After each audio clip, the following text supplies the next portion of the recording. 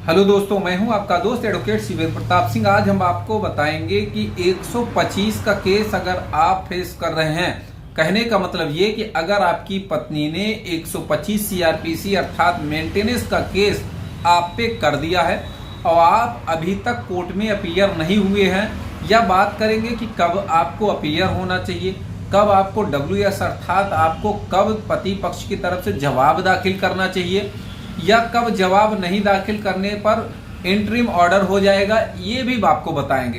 तो ध्यान रखें कि अगर आपकी पत्नी ने 498A के साथ DV का केस कर दिया, या फिर आप घरेलू हिंसा का केस कर दिया, यूं समझे कि 125 सीआरपीसी का भी केस कर दिया, तो ऐसे में आप 125 में अपीयरेंस कराना चाह रहे हैं, अपनी प्रेजेंटेशन कराना चाह रहे हैं, उपस्थित होना चाह रहे हैं, तो क्या करना चाहिए और कब अपीयर। सबसे पहले तो ध्यान रखें कि 3 नोटिस मिल जाए तब आप अपीयर हो जाएं। अगर इसके बाद भी अगर आप अपीयर नहीं होते हैं तो एक्स पार्टी हो जाएगा, इसमें कोई दो राय नहीं है। चलिए दूसरी बात आपको बताएं कि आपके पास जो एविडेंस है पत्नी के खिलाफ, उसको एनेक्चर बनाते हुए WS फाइल करें। तीसरी इंपॉर्टेंट बात, जो पत्नी ने झूठ बोला है 125 के केस में, उसमें सारी चीजों का काट करते हुए, सारी चीजों को आप साबित करते हुए, अगर कोई एविडेंस है उसके सापेक्ष, तो आप वो भी लगाते हुए ही जवाब दाखिल करें। चौथी और बहुत इंपॉर्टेंट बात, आप ये ध्यान रखें कि 125 में पत्नी ने क्या लिखाया, DV केस में क्या लिखाया, या फिर 498A की FIR में पत्नी ने क्या लिखाया और क्या क्या उसमें अलग अलग बातें कही गई हैं, उसका ध्यान रखें। पांचवी बात, अगर आप नौकरी चाकरी में नहीं हैं और आपकी पत्नी ने 50,000 80,000 आपकी वेतन लिखा दिया है, तो उसका भी आप रिटन स्टेटमेंट में कायदे से जवाब दें। तो भाई सही बात यह है, हम बेरोजगार हैं, केस लड़ रहे हैं, तो जवाब की अगर पिटीशन तैयार करानी होगी वो उसके बारे में हम आपको बाद में बात कर लेंगे। छठवीं आपको इम्पोर्टेंट बात बता दें कि अगर आपकी पत्नी नौकरी करती है तो भी आपको मेंटेनेंस नहीं देना पड़ेगा, आप सही टाइम पे सही केस को लड़ना होगा, आपको बस हो गया। सातवीं बहुत इंपॉर्टेंट बात कि अगर आपकी पत्नी ने बिना किसी कारण से आपको छोड़कर रखा है, वो मायके में रह रही है, उसका कोई प्रमाण नहीं है, कोई सबूत नहीं है, या वो क्यों नहीं रहना चाह रही आपके साथ, वो क्लियर नहीं करी है, तो धारा 125 सब क्लास 4 के तहत भी वो मेंटेनेंस की हकदार नहीं है।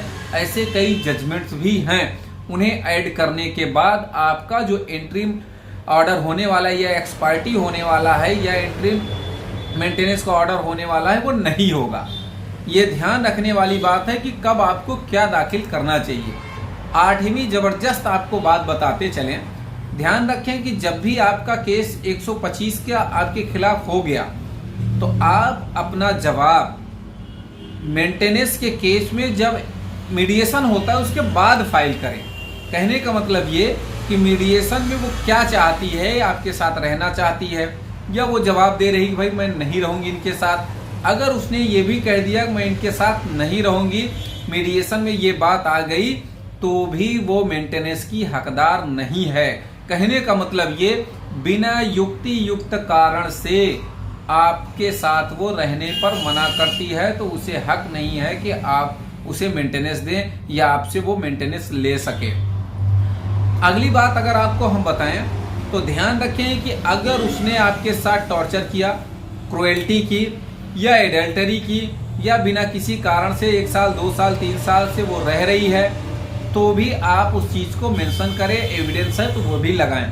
10वीं और इम्पोर्टेंट बात आपको बता दें, अगर आपने डाइवोर्स का केस उस सब केसों के पहले डाल के रखा है, यानी कि आपने डाइवोर्स पहले डाला, उसके बाद आपकी पत्नी ने 125 का केस किया, उसके बाद एक 498A की FIR कराया, फिर घरेलू हिंसा का, अगर ये सब केस उसके बाद किए गए हैं, तो भी उनकी महत्ता को ये कम कर देगा, कमजोर कर देगा। ऐसे कई जजमेंट्स भी हैं माननीय कर्नाटका हाई कोर्ट के, माननीय सर्वोच्च न्यायालय के।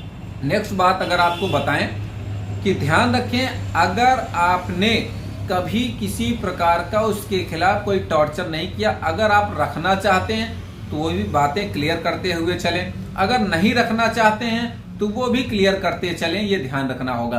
तो कई हमारे सब्सक्राइबर दोस्तों ने ये पूछा भी कि भाई सेक्शन 9 का केस पहले फाइल करें या फिर हम डाइवोर्स का केस फाइल करें।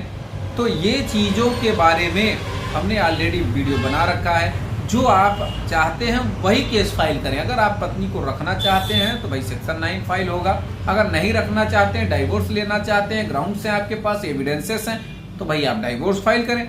तो उम्मीद करता हूं, आशा करता हूं आज का यह वीडियो आपको बेहद पसंद आया होगा। अगर वीडियो पसंद आया तो वीडियो को लाइक करें, शेयर करें, यूट्यूब चैनल को जरूर सब्सक्राइब करें।